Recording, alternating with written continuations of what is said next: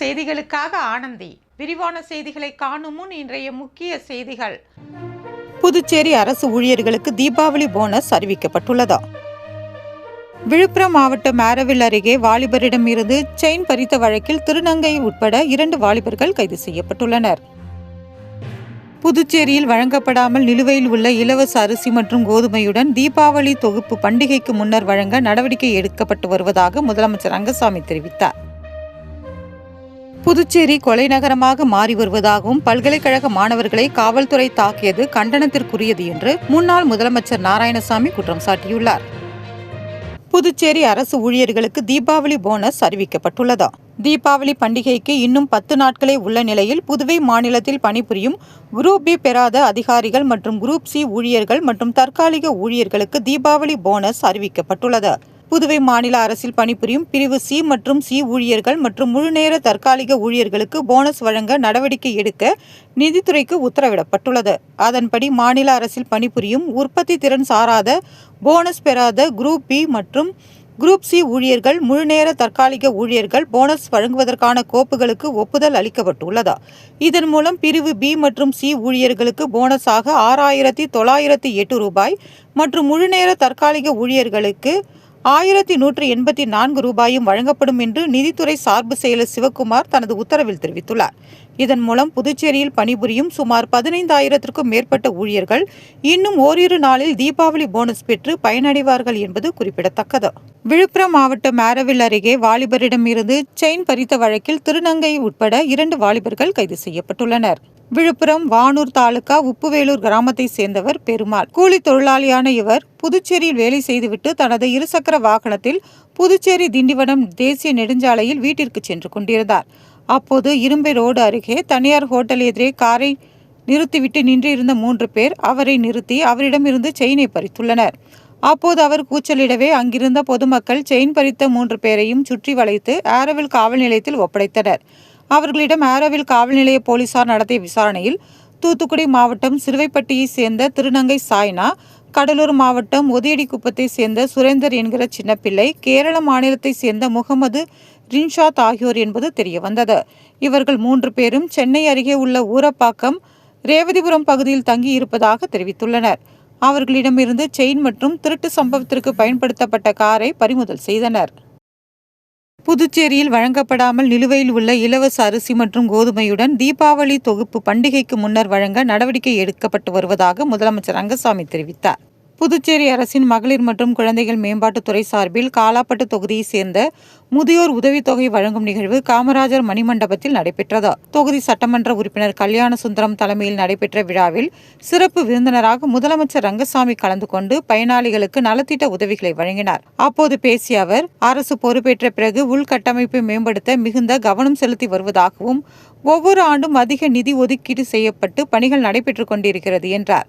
எதிர்க்கட்சிகள் குறைகள் சொன்னால் அதையும் சரி செய்து உள்கட்டமைப்பு வசதிகளை நிறைவேற்றி வருவதாகவும் அவர் கூறினார். கடந்த ஆட்சியில் ஒரு சாலைகள் கூட போடவில்லை, தற்போது பல்வேறு சாலைகள் போடப்பட்டுள்ளதாக குறிப்பிட்ட அவர், குடும்ப தலைவிகளுக்கு 1,000 ரூபாய் உதவித்தொகை வழங்கும் திட்டத்திற்கு 70,000 பேருக்கு வழங்கப்பட்டுள்ளதாகவும் மஞ்சள் அட்டைதாரர்களுக்கு உதவித்தொகை வழங்குவதற்கான நடவடிக்கை விரைவில் எடுக்கப்படும் என்றார். விழாவில் வேளாண் துறை அமைச்சர் தேனி ஜெயக்குமார், சட்டமன்ற உறுப்பினர் பாஸ்கர் என்கிற தட்சிணாமூர்த்தி மற்றும் வேளாண் துறை அதிகாரிகள் உள்ளிட்ட பலர் கலந்து கொண்டனர்.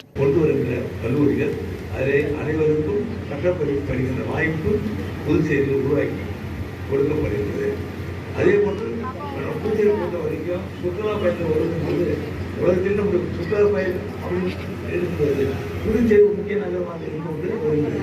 சுற்றுலா பயணிகள் வருவது அதற்கு ஏற்றமான வசதி செய்து கொடுப்பது இவற்றையெல்லாம் அரசு கவனத்தில் வைத்து நமது புதுச்சேரியை சிறந்த மாநிலமாக கொண்டுவரும் நடவடிக்கை அரசு எடுத்தது என்பது மத்திய அரசுடைய உதவியோடு திட்டங்களை சேர்வதற்கு மிகுந்த கவனத்தோடு அரசு செயல்படுத்தி வருகின்றது. அதுவே இந்த அரசாங்கம் என்னுடைய அரசு, மக்களுடைய அரசு. அதாவது எல்லா பிரிவு மக்களும், விவசாயிகள், மீனவர்கள், தொழிலாளர்கள், அமைப்பு சாரா தொழிலாளர்கள், கட்டிட தொழிலாளர்கள், தாழ்த்தப்பட்ட மக்களுடைய திட்டங்கள், இப்படி எல்லா நெட்வொர்க்குகள், இப்படி எல்லா துறையை சார்ந்தவர்களுடைய நிலையில் அரசாங்கம் நடவடிக்கை எடுத்து சிறப்பாக செயல்பட்டு வருகிறது. குறிப்பாக அரசில் உள்ள பணியிடங்களை எல்லாம் நிரப்ப அரசுல பணியிடங்கள் எத்தனையோ பிள்ளைங்க படிச்சுட்டு இயங்கிட்டு இருந்தாங்க. அரசு வேலை கிடைக்குமா? ஏன் நிறைய பேர் வயசே ஆகிப்போச்சு, பல ஆண்டு எடுக்கல, நல்ல வயசு ஆகிப்போச்சு அவங்களுக்கு. நல்ல முதல்ல வேலை கிடைக்குமா கிடைக்க சந்தேகம். நம்ம சொன்னோம் 10,000 பணியிடம் வேலையாக இருக்குன்னு சொல்கிறாங்க. நம்ம வந்து ஒரு 5000 பணியிடங்கள் அரசு பணியிடங்கள் நிரப்பப்பட்டு விட்டது. அரசு பணியிடங்கள் மீதம் பணியிடங்கள் நிரப்புவதற்கு நடவடிக்கை நம்முடைய அரசு எடுத்து வருகிறது. ஏற்கனவே எவ்வளோ செவிலியர் நர்சஸ் வேலை கிடைக்குமா அப்படி ஏங்கிட்டு இருந்தாங்க. நம்முடைய மருத்துவக் கல்லூரியில் 226 நர்ஸுக்கு போடணும் விண்ணப்பம் கேட்டிருக்கேன். அடுத்து நம்முடைய சோழத்தில் புதுச்சேரி கொலை நகரமாக மாறி வருவதாகவும் பல்கலைக்கழக மாணவர்களை காவல்துறை தாக்கியது கண்டனத்திற்குரியது என்று முன்னாள் முதலமைச்சர் நாராயணசாமி குற்றம் சாட்டியுள்ளார். முன்னாள் முதலமைச்சர் நாராயணசாமி சமூக வலைதளம் வாயிலாக பேட்டி அளித்துள்ளார். அந்த பேட்டியில் அவர் பல்கலைக்கழக துணைவேந்தர் உரிய நடவடிக்கை எடுக்கப்படும் என்று வாக்குறுதி அளித்ததாகவும், ஆனால் எந்தவித நடவடிக்கையும் எடுக்காததால் தான் மாணவர்கள் முற்றுகை போராட்டத்தை நடத்தினர் என்றார். அவர்களை காவல்துறையினர் அடித்து துன்புறுத்தி அகற்றியது பல்கலைக்கழக துணைவேந்தர் பாலியல் பலாத்காரத்திற்கு எந்தவித நடவடிக்கையும் எடுக்கவில்லை என்றார். காவல்துறை மாணவர்களை தாக்கியது கண்டனத்திற்குரியது என்றும், புதுவையில் பல பகுதிகளில் கொலைகள் நடந்து வருகிறது, பட்டப்பகலில் கொலை நடக்கிறது என்றார். காவல்துறை என்ன செய்கிறது என்று கேள்வி எழுப்பிய முன்னாள் முதலமைச்சர் நாராயணசாமி, புதுச்சேரி கொலை நகரமாக மாறி வருவதாகவும் இதனை எதிர்த்து குரல் கொடுப்பதாகவும் காவல்துறை அதனை கண்டுகொள்ளவில்லை என்றார். பொதுமக்கள் வீட்டிலேயே முடங்கும் நிலை உள்ளதாகவும் காவல்துறை வேடிக்கை பார்த்து கொண்டே இருக்கிறது. இதற்கு என்ஆர் காங்கிரஸ் பாஜக அரசு காவல்துறை அமைச்சர் பொறுப்பேற்க வேண்டும் என்றும் தெரிவித்துள்ளார். பாஜக ஆதரவு இல்லாமல் ரங்கசாமியால் முதல்வராக நீடிக்க முடியாது என்று அமைச்சர் ஜான்குமார் தெரிவித்துள்ளார். அமைச்சர் ஜான்குமார் செய்தியாளர்களுக்கு பேட்டியளித்தார். அப்பொழுது அவர் புதுச்சேரி அரசில் பாஜக அங்கம் வகிப்பதாகவும், பாஜக இல்லை என்றால் ரங்கசாமி முதல்வர் கிடையாது, ஆரம்ப காலத்திலேயே பாஜக தவறு செய்துவிட்டது என்றார்.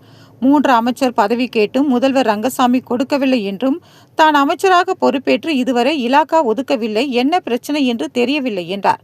அவரது கட்சியை சேர்ந்த அமைச்சருக்கு 136 நாட்களுக்கு பிறகே இலாக்கா கொடுத்ததாகவும், அதுபோல தனக்கும் கொடுப்பார் என்று தொகுதி மக்கள் நினைத்து கொண்டு இருக்கின்றனர். முதல்வர் தான் இலாக்கா கொடுக்க வேண்டும், அவர் நினைக்கும் போது கொடுப்பார் என்றார். இலாக்கா ஒதுக்கீடு இல்லாததால் அமைச்சர் பதவியை ராஜினாமா செய்யும் எண்ணம் தனக்கு இல்லை என்றும் அவர் தெரிவித்தார். பள்ளியில் பணிபுரிந்த முதல்வர் ராஜினாமா செய்ததை கண்டித்து பெற்றோர்கள் பள்ளியை முற்றுகையிட்டு போராட்டத்தில் ஈடுபட்டனர். புதுவை அபிஷேகப்பாக்கத்தை அடுத்து டிஎன்பாளையம் கிராமம் உள்ளது. இந்த கிராமத்தின் அருகே ஏஜே என்ற தனியார் மேல்நிலைப்பள்ளி செயல்பட்டு வருகிறது. இந்த பள்ளியில் கடந்த 12 ஆண்டுகளுக்கு மேலாக பணிபுரிந்து வரும் முதல்வர் ரங்கநாதன் பள்ளி நிர்வாகத்தினர் மாற்றம் செய்ததாக கூறப்படுகிறது. இதனை கண்டித்து பெற்றோர்கள் பள்ளி வளாகத்தில் குவிந்தனர். அவர்கள் முதல்வரை திரும்ப பணியில் அமர்த்த வேண்டும், பள்ளி மாணவிகளின் எதிர்காலம் கேள்விக்குறியாகும் என்ற கோரிக்கைகளை வைத்து பள்ளி வளாகத்தில் தர்ணா போராட்டத்தில் ஈடுபட்டனர். இது குறித்து அறிந்த பொறுப்பாசிரியர் கண்ணன் போராட்டம் நடத்திய பெற்றோர்களிடம் பேச்சுவார்த்தை நடத்தினார்.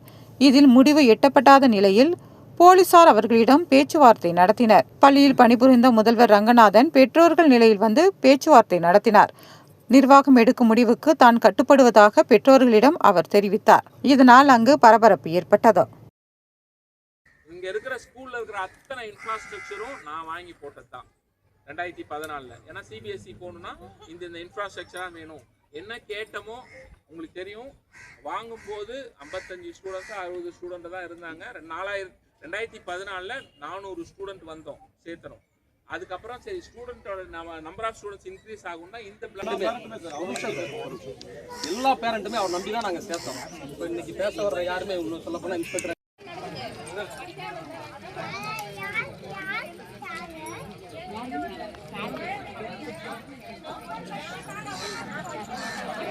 தாழ்த்தப்பட்ட மக்களுக்கு எதிராகவே முதலமைச்சர் ரங்கசாமியின் செயல்பாடுகள் உள்ளதாக காங்கிரஸ் கட்சியின் மாநில தலைவர் வைத்திலிங்கம் குற்றம் சாட்டியுள்ளார். உச்ச நீதிமன்ற நீதிபதியை அவமதித்த வழக்கறிஞர் மீது கடுமையான நடவடிக்கை எடுக்க வேண்டும். புதுச்சேரி மத்திய பல்கலைக்கழகத்தில் மாணவிகளிடம் பாலியல் சீண்டலில் ஈடுபட்ட பேராசிரியரை பணி நீக்கம் செய்ய வேண்டும் என்பன உள்ளிட்ட கோரிக்கைகளை வலியுறுத்தி புதுச்சேரி மாநில காங்கிரஸ் கட்சி சார்பில் கண்டன ஆர்ப்பாட்டம் நடைபெற்றது. இந்த ஆர்ப்பாட்டத்தில் காங்கிரஸ் மாநில தலைவர் வைத்திலிங்கம் எம்பி தலைமை தாங்கினார். முன்னாள் அமைச்சர் கந்தசாமி, முன்னாள் அரசு கொறடா அனந்தராமன் மற்றும் 100க்கும் மேற்பட்டோர் கலந்து கொண்டனர். அவர்கள் கண்டன கோஷங்களை எழுப்பினர். இதனைத் தொடர்ந்து செய்தியாளர்களை சந்தித்த காங்கிரஸ் தலைவர் வைத்திலிங்கம் எம்பி, உச்சநீதிமன்ற நீதிபதி அவமதிக்கப்பட்டது நாட்டிற்கே அவமானம் என்றார். இதே நிலை மோடிக்கு ஏற்பட்டிருந்தால் இந்த நேரம் குற்றவாளிகளை தூக்கிலிடப்பட்டிருப்பார்கள் என்று குற்றம் சாட்டினார். தொடர்ந்து பேசிய அவர், புதுச்சேரி மத்திய பல்கலைக்கழகத்தில் பாலியல் குற்றங்கள் அரங்கேறி வருவதாகவும் பாலியல் புகாருக்கு ஆளான பேராசிரியரை கண்டித்து போராட்டம் நடத்திய மாணவர்கள் மீது தடியடி நடத்தப்பட்டு வழக்கு போடப்படுவதாகவும் இது வன்மையாக கண்டிக்கத்தக்கது என்றார். தவறு செய்த பேராசிரியரை பணி நீக்கம் செய்ய வேண்டும் என்று வலியுறுத்திய அவர், நடவடிக்கை எடுக்கவில்லை என்றால் கூட்டணி கட்சிகளை திரட்டி பல்கலைக்கழகத்தில் நுழையும் போராட்டத்தில் ஈடுபட போவதாக தெரிவித்தார். தாழ்த்தப்பட்ட சமுதாயத்தை கேவலப்படுத்துவதுதான் பிஜேபியின் கொள்கை என்று அவர் தெரிவித்தார்.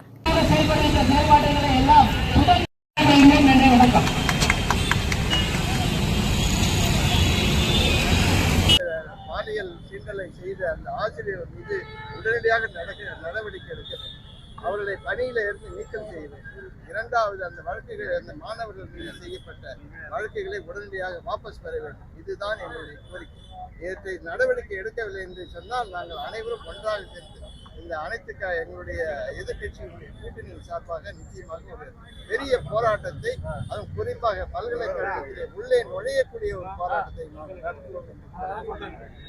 அரசியல் கட்சியினரின் எதிர்ப்பால் கைது செய்யப்பட்ட பல்கலைக்கழக மாணவர்கள் ஜாமீனில் விடுவிக்கப்பட்டனர். புதுச்சேரி பல்கலைக்கழகத்தில் பாதிக்கப்பட்ட மாணவிகளுக்கு நீதி கேட்டும் பல்கலைக்கழக நிர்வாகத்தை கண்டித்தும் இந்திய மாணவர் சங்க மாணவர் அமைப்பினர் நேற்று முன்தினம் முதல் துணைவேந்தர் மற்றும் பேராசிரியர்களை சிறைப்பிடித்து போராட்டத்தில் ஈடுபட்டனர்.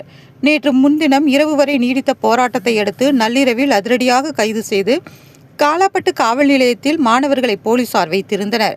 இந்நிலையில் பல்வேறு அரசியல் கட்சி தலைவர்கள் இதற்கு எதிர்ப்பு தெரிவித்ததை அடுத்து கைது செய்யப்பட்ட மாணவர்கள் நேற்று மாலை ஜாமீனில் விடுவிக்கப்பட்டனர். புதுவையில் இன்றைய தங்கம் மற்றும் வெள்ளி விலை விவரம். தங்கம் 1 கிராம் 11,340 ரூபாய்.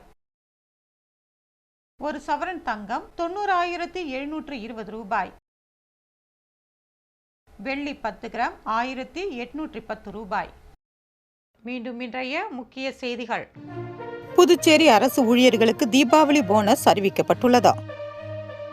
விழுப்புரம் மாவட்டம் மேரவில் அருகே வாலிபரிடம் இருந்து செயின் பறித்த வழக்கில் திருநங்கை உட்பட 2 வாலிபர்கள் கைது செய்யப்பட்டுள்ளனர். புதுச்சேரியில் வழங்கப்படாமல் நிலுவையில் உள்ள இலவச அரிசி மற்றும் கோதுமையுடன் தீபாவளி தொகுப்பு பண்டிகைக்கு முன்னர் வழங்க நடவடிக்கை எடுக்கப்பட்டு வருவதாக முதலமைச்சர் ரங்கசாமி தெரிவித்தார். புதுச்சேரி கொலை நகரமாக மாறி வருவதாகவும் பல்கலைக்கழக மாணவர்களை காவல்துறை தாக்கியது கண்டனத்திற்குரியது என்று முன்னாள் முதலமைச்சர் நாராயணசாமி குற்றம் சாட்டியுள்ளார். இத்துடன் செய்திகள் நிறைவு பெறுகிறது. வணக்கம்.